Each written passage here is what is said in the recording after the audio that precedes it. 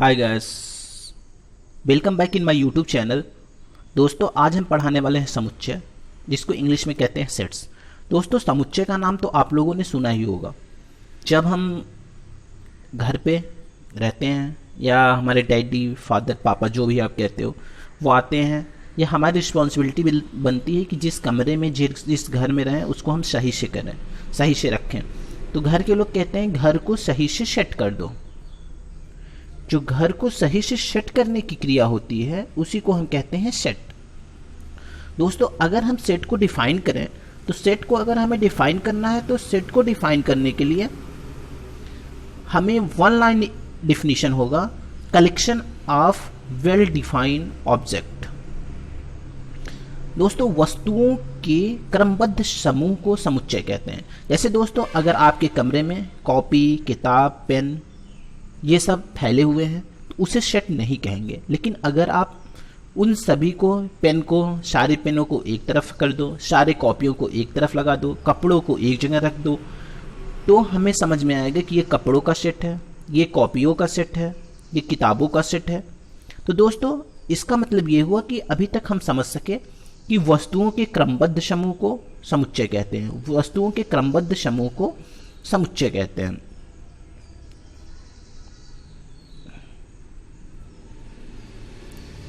दोस्तों अब हम चलते हैं बताने कि सेट का प्रतीक क्या होता है, सेट का सिंबल क्या होता है। दोस्तों सेट का कोई एक पर्सनल सिंबल नहीं होता, लेकिन अगर हमें सेट को डिफाइन करना है तो कुछ बेसिक टर्म है, कुछ बेसिक सिंबल हैं, जिसे हम अगर डिफाइन कर लें तो हम सेट को सॉल्व करते वक्त इजीली सॉल्व कर लेंगे। पहला हम बात करते हैं जिसको हम ई की तरह लिखते हैं, इसे कहते हैं बिलोंग्स टू। दोस्तों ये जो है इसे हम कहते हैं बिलोंग्स टू। जैसे अगर यक्स एन से बिलोंग है तो हम बोलेंगे यक्स बिलोंग्स टू एन। दोस्तों अगर बिलोंग नहीं है तो इसे हम कहेंगे बिलोंग। पहले हम ई की तरह बनाते हैं, अगर उसको हम काट देंगे तो ये होगा डज नॉट बिलोंग। इसको कहते हैं डज नॉट बिलोंग टू। अगर दूसरा समझा रहे दोस्तों, अगर यक्स एन से बिलोंग नहीं है तो इसे हम बोलेंगे X does not belong to N.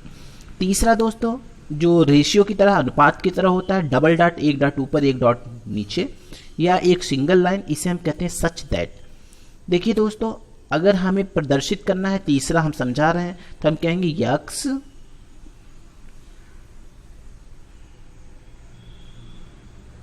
X such that X belongs to N. दोस्तों इसको हम ऐसे प्रदर्शित करते हैं। चौथा चलते हैं हम दोस्तों नेचुरल नंबर की तरफ। नेचुरल नंबर को हम एन से प्रदर्शित करते हैं, जिसे नेचुरल नंबर या हिंदी में प्राकृतिक संख्या कहते हैं। दोस्तों डब्लू मतलब होता है होल नंबर। डब्लू जिसे हिंदी में कहते हैं होल नंबर, इंग्लिश में कहते हैं होल नंबर और हिंदी में कहते हैं पूर्ण संख्या। दोस्तों क्यू मतलब रेशनल नंबर, जेड मतलब इंटीजर। ये सब कुछ इंपॉर्टेंट सिंबल थे, प्रतीक थे, जो हमें समुच्चय या सेट को सॉल्व करने के लिए उपयोग में आएंगे। दोस्तों अब हम बात करते हैं कि जिस समुच्चय की कहानी अभी तक हम पढ़ रहे थे उस समुच्चय को रिप्रेजेंट कैसे करते हैं, जिसको कहते हैं समुच्चय का निरूपण। समुच्चय के निरूपण की दो विधियां हैं, पहला सूची विधि, तालिका विधि तथा रोस्टर विधि। इसका मतलब ये अलग अलग नहीं है दोस्तों, एक ही है। सूची विधि को हम सूची विधि कह सकते हैं, तालिका विधि कह सकते हैं, रोस्टर विधि कह सकते हैं। और इधर दोस्तों दूसरा समुच्चय निर्माण विधि, नियम विधि या गुण विधि। मतलब एक के तीन नाम है, पहले का 3 नाम है, दूसरे का भी 3 नाम है। दोस्तों अब हम समझाते हैं कि कैसे हमें पता चलेगा कि कौन सा सूची विधि है, कौन सा समुच्चय निर्माण विधि है। दोस्तों इसके लिए हम एक एग्जाम्पल लेते हैं। पहला एग्जाम्पल, सभी प्राकृतिक संख्याओं का समुच्चय। दोस्तों जब प्राकृतिक संख्याओं के समुच्चय की बात कहेगा तो हमें पता है प्राकृतिक संख्या 1 2 3 4 5 6 7 8 9 होती हैं। तो अगर इसे हमें सूची विधि में करना होगा तो हम a बराबर 1 2 3 4 एक सूची बना देंगे, तो ये हो गया सूची विधि। अगर नियम विधि या गुण विधि या समुच्चय निर्माण विधि में करना होगा तो हमें पता है, हम पहले मझले कोष्टक में लिख देंगे, फिर हो जाएगी यक्ष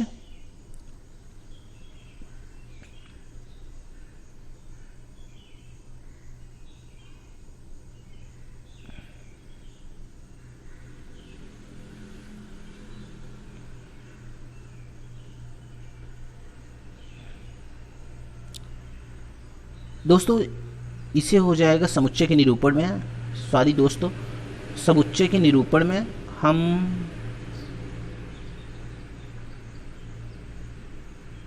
हाँ दोस्तों ये हो जाएगा ए बराबर X such that X belongs to N. तो इसका मतलब दोस्तों अगर हमें सूची विधि में करना होगा तो जो बोलेगा हम उसको सीधे लिख देंगे। जैसे इसमें बोला प्राकृतिक संख्याओं का समुच्चय, तो ए बराबर हमने 1 2 3 4 लिख दिया। अगर इसमें ये हो गया सूची या रोस्टर या तालिका विधि, मैंने एक तालिका बना दी जिसमें 1 2 3 4 लिख दिया। जब कहेगा समुच्चय निर्माण विधि, नियम विधि या गुण विधि, तो हम क्या करेंगे, ये पहले मझले कोष्टक में लिख देंगे, क्योंकि दोस्तों याद हो आपको कि समुच्चय को हमेशा मझले कोष्टक में ही प्रदर्शित करते हैं। समुच्चय को प्रदर्शित करना है तो सबसे पहला काम है मझला कोष्टक बनाना। तो दोस्तों मैंने लिख दिया X such that X belongs to N. अब हम चलते हैं दोस्तों और एग्जाम्पल की तरफ। जैसे है एक एग्जाम्पल, ए बराबर या इक्वल टू मझले कोष्टक में X such that X belongs to W and X square minus 3x plus 2 equal to 0। ये समुच्चय निर्माण विधि, नियम विधि या गुण विधि का एग्जाम्पल है। अगर इसे सूची विधि, तालिका विधि या रोस्टर विधि में लिखना है तो ए बराबर मझले कोष्टक में 1 2 लिख देंगे, क्योंकि अगर हम इसको सॉल्व करेंगे दोस्तों, अगर हम इसको सॉल्व करेंगे तो x square minus 3x plus 2 को सॉल्व करने पर x के 2 मान आएंगे 1 2। ये जो 2 मान होंगे 1 2, यही मान रोस्टर विधि, तालिका विधि होगा। और अगर ये मान को हम इस फॉर्म में लिखें, x square minus 3x plus 2 form में लिखें, तो ये समुच्चय निर्माण विधि होगा। दोस्तों अब चलते हैं हम कुछ इंपॉर्टेंट फैक्ट की, कुछ जरूरी सूचनाएं जो समुच्चय को सॉल्व करने के लिए हमें आवश्यक होंगी। पहला दोस्तों, कभी भी मझले कोष्टक में अगर कोई संख्या 1 से अधिक बार आई हो तो उसे हम एक ही बार लिखते हैं, क्योंकि मतलब सेम होता है।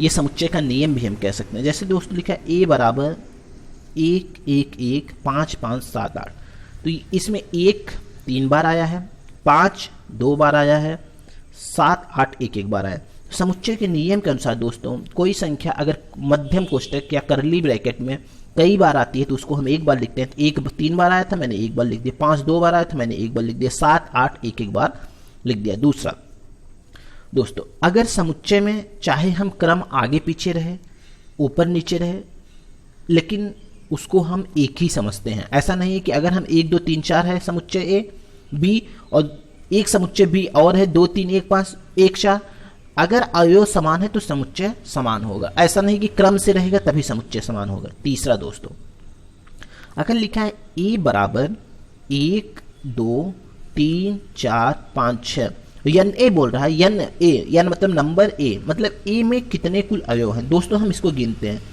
1 2 3 4 5 6। देख रहे हैं दोस्तों, हम इसमें टोटल 6 अवयव हैं, तो हम समझ जाएंगे कि यन ए मतलब ए में उपस्थित कुल अवयव या एलिमेंट। तो हम देख रहे हैं ए में कुल 6 एलिमेंट उपस्थित हैं। अब हम दोस्तों बात करते हैं सेट और समुच्चय के प्रकार की। आखिर में कितने प्रकार का होता है समुच्चय? समुच्चय दोस्तों जो इंपॉर्टेंट प्रकार है वो 7 प्रकार है। इसमें पहला प्रकार रिक्त समुच्चय। दोस्तों हम इसके नाम पर जाते हैं। इसका नाम है रिक्त समुच्चय, या जिसको हम कहते हैं इम्पटी सेट, जिसमें कोई भी अवयव नहीं होता है। क्योंकि इसका नाम है रिक्त, रिक्त की इंग्लिश होती है इम्पटी, इम्पटी मतलब खाली, तो इम्पटी का प्रतीक फाई होता है। फाई मैंने दोनों मझला कोष्टक बना दिया और बीच में खाली। तो हम समझेंगे कि रिक्त समुच्चय एक ऐसा समुच्चय होता है जिसमें कोई भी अवयव नहीं होता है। दूसरा एकल समुच्चय। एकल समुच्चय ऐसा समुच्चय जिसमें एक अवयव हो, उसे एकल। दोस्तों इसके हम नाम पर जाते हैं। इसका नाम है एकल, एकल मतलब एक। तो ऐसा समुच्चय जिसमें एक ही अवयव हो उसे एकल या सिंगलटन सेट कहते हैं। ए बराबर 1, बी बराबर 2, सी बराबर 3 या सी बराबर 1। मतलब हम मझले कोष्टक में गिनेंगे कितने अवयव हैं। अगर मझले कोष्टक में एक भी अवयव नहीं रहेंगे तो रिक्त समुच्चय हो गया, इम्पटी सेट हो गया। अगर मझले कोष्टक में एक अवयव रहेगा, केवल एक अवयव उपस्थित रहेगा, तो उसे हम कहेंगे सिंगल सेट या एकल समुच्चय। तीसरा परिमित समुच्चय, फाइनाइट सेट। दोस्तों ऐसा समुच्चय जिसमें हम अवयवों को गिन सकते हैं। जैसे ए मझला कोष्टक, मझले कोष्टक में 1 2 3 4 5 टोटल 5 संख्याएं हैं। दोस्तों इसको हम इजीली गिन सकते हैं कि इसमें 5 संख्याएं हैं, तो इसे हम कहेंगे परिमित समुच्चय जिनके अवयव को गिना जा सके। अब हम चलते हैं अपरिमित समुच्चय, नो काउंट। अपरिमित मतलब जिसका परिमित ही नहीं है, मतलब जो परिमित ही नहीं। आप देखते हैं कि जो ट्रक होते हैं, कभी आप जाएंगे मार्केट में खड़े होकर देखिएगा तो वहाँ पे लिखा रहता है कि ऑल इंडिया परमिट। परमिट से लेना देना नहीं है, लेकिन मैं याद करने का एक ट्रिक बता रहा हूँ। ऑल इंडिया परमिट, इसका मतलब ये हुआ दोस्तों कि इस ट्रक का पूरे इंडिया में परमिशन है, पूरे इंडिया में ये ट्रक जा सकती है। तो लेकिन एक बॉर्डर है कि ये बस इंडिया में ही जा सकती है। परिमित समुच्चय मतलब जिन अवयवों को गिना जा सके। अपरिमित मतलब इनफाइनाइट, जिन अवयवों को गिना ही ना जा सके। जैसे ए बराबर कुछ पंछियों का समुच्चय। अब कुछ पक्षी मतलब कितने पक्षी, 1000 भी हो सकते हैं, 2-4 भी हो सकते हैं, 10 भी हो सकते हैं, इनको हम गिन नहीं सकते। तो ये हो गया अपरिमित समुच्चय। अब हम 5वां चलते हैं दोस्तों, इस पर थोड़ा सा ध्यान दीजिएगा। इसका नाम है समान समुच्चय, इक्वल सेट। दोस्तों इसका मतलब होता है कि अगर हम दो समुच्चय, अगर कभी भी समान असमान की तुलना होती है तो उसमें 2 लोगों से हो सकती है, 2 लोगों से ही होगी, 1 लोग से तो हो नहीं सकती। जैसे आपसे कोई कह दे कि आप अपनी बहन के समान हैं, या लड़का लड़की एक समान, क्या हो सकता है कि विकास समान है? नहीं, विकास राहुल समान है। 2 बच्चों का अगर हम कभी भी तुलना करेंगे, 2 लोगों का तुलना करेंगे दोस्तों, समान समुच्चय में a बराबर 2 4 6 8, b बराबर 4 2 6 8 6। यहाँ पे a और b 2 समुच्चय है दोस्तों, और इन दोनों समुच्चय में हम देख रहे हैं कि जितने अवयव a में हैं उतने ही अवयव b में हैं।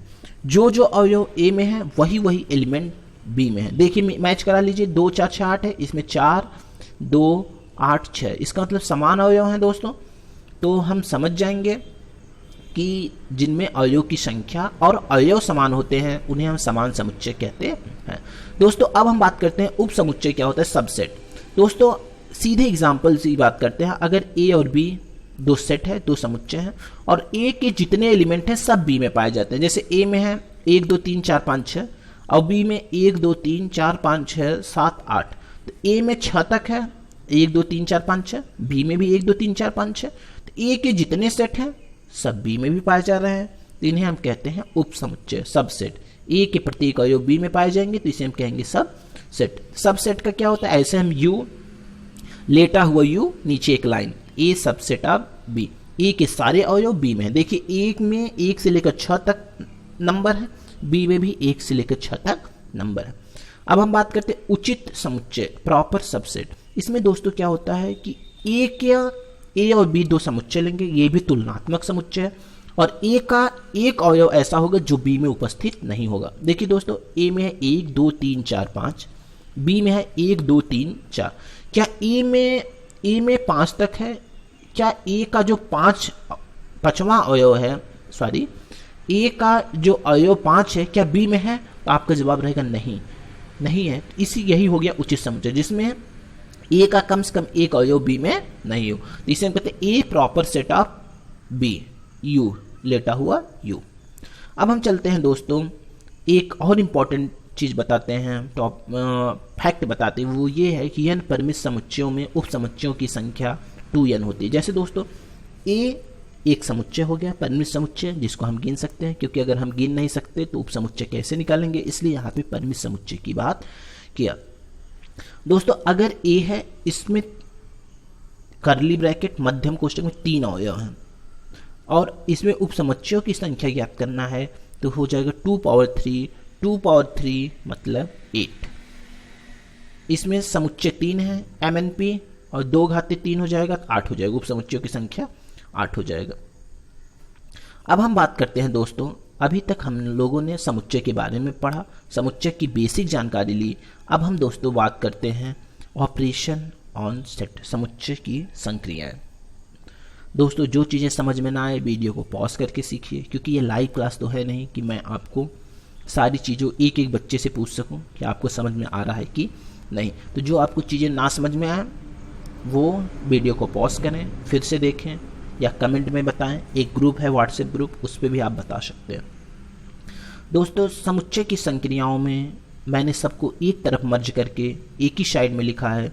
समुच्चय की संक्रियाएं टोटल 4 प्रकार की होती हैं। पहला समुच्चय का संज्ञा सम्मिलन, दूसरा समुच्चय का प्रतिच्छेदन, तीसरा समुच्चय का अंतर, चौथा पूरक समुच्चय। पहला बात करते हैं समुच्चय का संघ या सम्मिलन, जिसको इंग्लिश में कहते हैं यूनियन ऑफ सेट्स। जब आप दोस्तों कभी अच्छे महानगर में जाएंगे तो वहाँ पे यूनियन होता है, लेबर यूनियन, रेलवे का भी यूनियन होता है, दक्षिण रेलवे यूनियन, उत्तर पूर्वी पश्चिमी। तो यूनियन मतलब होता है संघ। संघ यूनियन, यू का पहला लेटर ले लेंगे, यूनियन का पहला लेटर लेंगे तो यू हो गया। इसका मतलब समुच्चय का संघ या सम्मिलन को हम यू से प्रदर्शित करते हैं। दोस्तों ए बराबर 1 2 3 4 5, बी बराबर 6 7 8। अगर कोई कहेगा ए यूनियन बी तो हो गया A union B 1 2 3 4 5 6 7 8।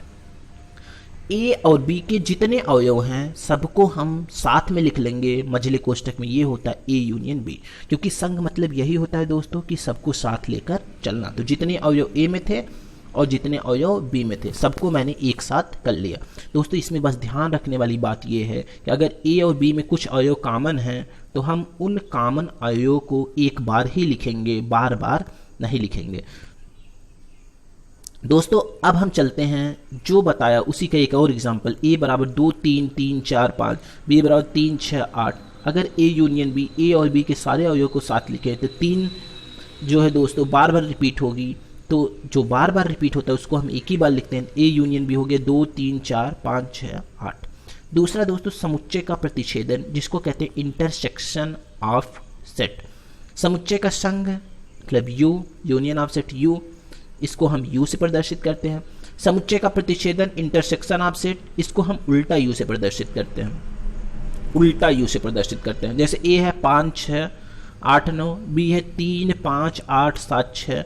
A intersection B या ए समुच्चय का प्रतिच्छेदन बी, जिसे हम उल्टे यू से प्रदर्शित करते हैं, वो ये होता है जो दोनों में कॉमन हो। दोस्तों ए में 5 6 8 9 है, बी में 3 5 8 7 6। दोस्तों अगर हम देखें 5 और 8, 5 और 8 ए में भी है, 5 8 बी में भी है। जो दोनों में कॉमन होता है उसे हम कहते हैं इंटरसेक्शन ऑफ सेट 5 8। समुच्चय का प्रतिच्छेदन इंटरसेक्शन ऑफ सेट, जिसे हम उल्टा यू से प्रदर्शित करते हैं दोस्तों, ए बराबर 5 6 8 9, बी बराबर 3 5 8 7 6। जो ए में भी है बी में भी है उसी को हम कहते हैं इंटरसेक्शन ऑफ सेट। तो ए और बी में दोनों 5 8 ए में भी है, 5 8 बी में भी है, तो ये हो गया समुच्चय का प्रतिच्छेदन या इंटरसेक्शन ऑफ सेट, जो दोनों में हो कॉमन। हमें बस वो संख्याओं को देखना है जो दोनों में कॉमन है। और देख ले हम, अगर हम 9 देखेंगे तो 9 ए में है, बी में नहीं है। अब हम चलते हैं दोस्तों एक और एग्जाम्पल, वो एग्जाम्पल ये है ए बराबर 1 2 3 4 5, बी बराबर 4 5 6 7 8। हमें देखना है A intersection B. A intersection B मतलब हम ऐसी संख्याओं को लेंगे दोस्तों जो ए में भी है बी में भी है। तो ए में हम देख रहे हैं दोस्तों, हम ए में देख रहे हैं कि 5 4 है, बी में भी 5 4 है और कोई संख्या सेम नहीं है, तो ए इंटरसेक्शन बी 5 और 4 होगा। दोस्तों अब हम चलते हैं समुच्चय का अंतर, जिसको हम कहते हैं difference of set. Difference of set दोस्तों इसको हम पढ़ाने वाले हैं। डिफरेंस ऑफ सेट, ए बराबर 3 4 5, बी बराबर 5 6 7। दोस्तों डिफरेंस मतलब अंतर, तो हम लिखेंगे ए, दोस्तों हम इसको लिखेंगे ए डिफरेंस बी। तो दोस्तों ए डिफरेंस बी आप हमेशा याद रखना, ए डिफरेंस बी मतलब ऐसी संख्याएं जो ए में हो लेकिन बी में ना हो। अगर हम 3 4 की बात करें तो 3 4 ए में तो है, देख रहे हैं 3 4 ए में तो है लेकिन बी में नहीं है। 5 ए में भी है, बी में भी है। 6 7 बस बी में है। तो ऐसी संख्याओं को लेना है जो ए में हो लेकिन बी में ना हो। ऐसी संख्याएं बस हैं 3 और 4, तो ए डिफरेंस बी हो गया 3 और 4। अब हम बात करते हैं दोस्तों पूरक समुच्चय का। पूरक समुच्चय वो समुच्चय होता है जो बी में उपस्थित हो लेकिन ए में ना हो। ए में है 1 2 3, बी में है 5 6, तो ए डैश, ए के ऊपर हम एक लाइन खींच देंगे तो ये ए डैश हो जाएगी, जिसको हम कॉम्प्लीमेंट सेट या पूरक समुच्चय कहते हैं। इसमें क्या होता है, ऐसी संख्या जो ए में है लेकिन बी में नहीं है, तो ये दोस्तों हो गया 5 और 6। अब हम चलते हैं कुछ अच्छे एग्जाम्पलों की प्रैक्टिस करते हैं दोस्तों, जैसे 32 के भाजकों का समुच्चय। सबसे पहले दोस्तों हम 32 का भाजक निकालेंगे। भाजक मतलब ऐसी संख्या जिसमें हम 32 से भाग दे सके। ऐसी संख्या दोस्तों हम 2 से भाग दे सकते हैं, 4 से भाग दे सकते हैं, 8 से भाग दे सकते हैं, 16 से भाग दे सकते हैं और 32 से भाग दे सकते हैं। दोस्तों अगर हमें इसे समझाना है तो 32 का सबसे पहले हम भाजक ले लेंगे। भाजक मतलब ऐसी संख्या जिससे हम भाग दे सके। और समुच्चय बोला है तो समुच्चय चूंकि बोला है तो हमें समुच्चय को अगर लिखना है तो समुच्चय को लिखने के लिए दोस्तों 32 के भाजकों का समुच्चय अगर निकालना है मुझे तो हम सबसे पहले दोस्तों 32 वो संख्या लेंगे जिसमें 32 से भाग जा सके। तो दोस्तों ऐसी संख्याएं 2, 4, 8, 16 और 32। चूंकि हमें समुच्चय के रूप में प्रदर्शित करना है और हमें पता है समुच्चय के रूप में प्रदर्शित करने के लिए हम मझले कोष्ठक में प्रदर्शित करते हैं, तो हम मझले कोष्ठक में प्रदर्शित करेंगे और ऐसी संख्याएं जिससे 2 में भाग जा सके। तो 2 में भाग जाने के लिए हमारे पास संख्याएं हैं, वो 32 में भाग देने के लिए हमारे पास संख्याएं हैं। वो संख्याएं हैं दोस्तों 2, 4, 8, 16, 32। तो इसको हम मझले कोष्ठक में लिख लेंगे तो 32 के भाजकों का समुच्चय हो जाएगा।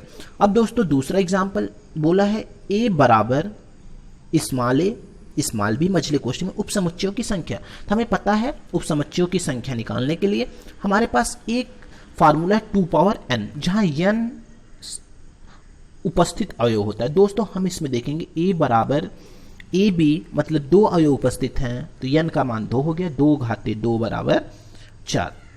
अब दोस्तों एग्जाम्पल तीसरा s बराबर मझले कोष्ठक 0, 1, 5, 4, 7 में कुल उपसमुच्चय संख्या। जो 2 लोग बुद्धिमान होंगे वो सोचेंगे कि ज़्यादा बुद्धिमान होंगे आप जैसे, वो ये सोचेंगे कि यहाँ पे तो 0 दिया है, 0 को हम काउंट नहीं करेंगे। अरे भैया हम क्यों नहीं काउंट करेंगे, ये भी तो एक अवयव है। इसको जब हम काउंट करेंगे दोस्तों तो हमें पता है कि यहाँ पे टोटल अवयव की संख्या 1, 2, 3, 4, 5 है।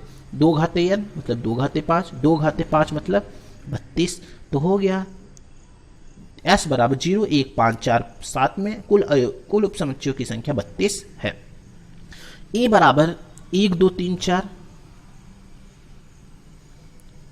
नेक्स्ट एग्जांपल b बराबर 2, 4, 6, 8, c बराबर 3, 4, 5, 6। तो a union b union c ज्ञात करो। a यूनियन b मतलब a में जितने अवयव हैं b में जितने अवयव हैं दोनों को हम एक साथ ले लेंगे। तो a यूनियन b, a और b में टोटल अवयव जितने हैं उनको हम साथ ले लिए। तो हो गया दोस्तों 1, 2, 3, 4, 5, 6, 8। 2 संख्याएं ऐसी थी 2 और 4 जो दोनों में थी तो उसको मैंने एक बार लिख लिया।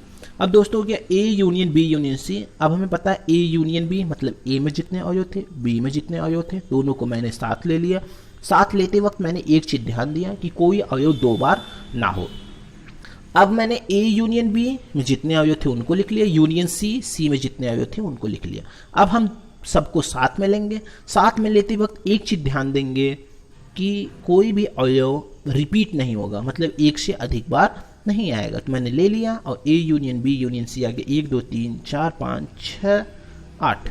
अब हम चलते हैं नेक्स्ट एग्जाम्पल पे दोस्तों। एक डायग्राम दिया है जिसमें a को पूरा घेरा गया है, b और c खाली है। इसका मतलब हमें ऐसे ऑप्शन को सिलेक्ट करना है नेक्स्ट एग्जाम्पल में जिसमें a में तो अवयव हो लेकिन b और c में नहीं हो। तो पहला देखेंगे a intersection b union c, इसका मतलब a में भी हो और b यूनियन c में भी हो। a यूनियन b मतलब इसमें भी हो, a में भी हो और b और c का कॉमन भी हो। a इंटरसेक्शन मतलब a में भी हो और b डिफरेंस c में भी हो।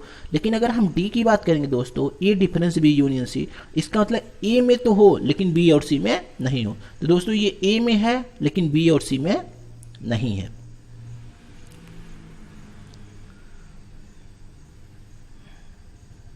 a में तो है लेकिन b और c में नहीं है। तो देख रहे हैं दोस्तों हम a में है लेकिन b और c में नहीं है।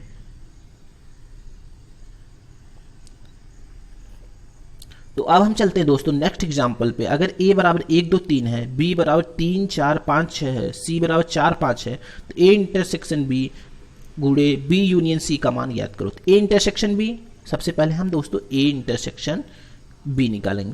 दोस्तों जब ए इंटरसेक्शन बी निकालेंगे मतलब ऐसा हो जो ए में भी हो बी में भी हो। तो तीन ए में भी है बी में भी है, एक दो ए में तो है लेकिन बी में नहीं, लेकिन तीन एक ऐसा जो ए में भी है और बी में भी है। दोस्तों बी यूनियन सी मतलब ऐसा हो जो बी में भी हो है और सी में भी है। तो बी और सी में जो दोनों में है उसे हम कहते हैं बी यूनियन सी। तो हो गया 3 4 5 6, लेकिन जो एक से अधिक बार आएगा उसको हम नहीं लिखेंगे। अब दोस्तों गुणा कर देंगे, यहाँ पे 3 है, यहाँ पे 3 4 5 6 है, यहाँ पे दोस्तों बस 3 है, यहाँ पे 3 है 4 है 5 6। 3 का गुणा 3 के साथ 3 3 हो गया, 3 का गुणा 4 के साथ 3 4 हो गया, 3 का गुणा 5 के साथ 3 5 हो गया, 3 का गुणा 6 के साथ 3 6 हो गया। दोस्तों आज के वीडियो में हमने ढेर सारी नई नई चीज़ें सीखी, लेकिन उसके साथ साथ दोस्तों ये वीडियो काफ़ी बड़ा था और आपके लेवल तक समझाने के लिए हमें थोड़ा सा वर्क करना पड़ा। तो आप भी थोड़ा सा वर्क कीजिए, इस वीडियो को ज़्यादा से ज़्यादा शेयर कीजिए। Keep love and support, please subscribe to my channel, like करना ना भूलिएगा क्योंकि एक अच्छा इफर्ट लगता है और एक अच्छे इफर्ट से ही वीडियो आप तक पहुंचता है। बाय।